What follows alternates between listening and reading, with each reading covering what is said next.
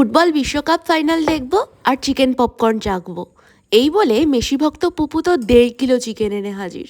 তার রাত 12টার সময় সেই চিকেন কোটিং করে ভাজা তো হলো, কিন্তু তারপর স্পেন যা খেললো। মেসির শেষ বিশ্বকাপে এইভাবে হেরে বিদায় নেওয়াটা খুবই হৃদয় বিদারক হলেও স্পেনের গোটা টিম যেভাবে কোঅর্ডিনেট করেছে তাতে দে ডিজার্ভ দ্য কাপ। কখনো কখনো কে সাকসেস পেল তার থেকে বড় কথা কার সাকসেস পাওয়া উচিত, এটাই তো জাস্টিস। তা না হয় জাস্টিস হলো, কিন্তু আমার এই চিকেন পপকর্নগুলোর সাথে পুপু মোটেও জাস্টিস করেনি। হাফ টাইম আসতে না আসতে খেলার গতিক দেখে এক আর্জেন্টিনা সাপোর্টারের কি আর চিকেন পপকর্ন মুখে রয়েছে? তবে হ্যাঁ, এই বর্ষার সময় কুড়মুড়ে এমন রেসিপি আমার দারুণ লেগেছে। বোনলেস চিকেন ছোট ছোট পিস করে সেটাকে নুন, গোলমরিচ, আদা রসুন বাটা, ওহো আমি আবার কালিম্পং থেকে আদা রসুনের গুঁড়ো এনেছি তাই ওটাই দিলাম।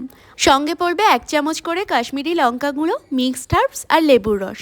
তারপর সব কিছু ভালো করে মেখে আধা ঘন্টা ম্যারিনেট করে ময়দাতে কোট করে নেওয়া।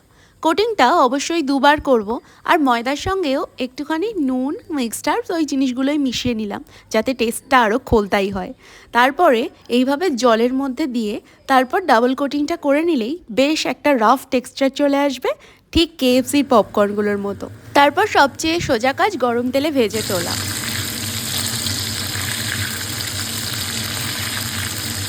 চিকেন পিসগুলোকে মিডিয়াম ফ্লেমে কড়া করে ভেজে নিতেই চিকেন পপকর্ন এখন একদম রেডি। এর সঙ্গে পড়বে 2 রকমের মেয়োনিজ আর অবশ্যই পেরি পেরি মশলা।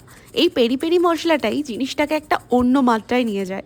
পেরি পেরি মশলা দিয়ে এই চিকেন পপকর্ন আমরা ব্যারাকপুর থেকে প্রায়ই কিনে খেতাম সন্ধেবেলা, আর এখন তো বাড়িতেই বানানো শিখে গেছি।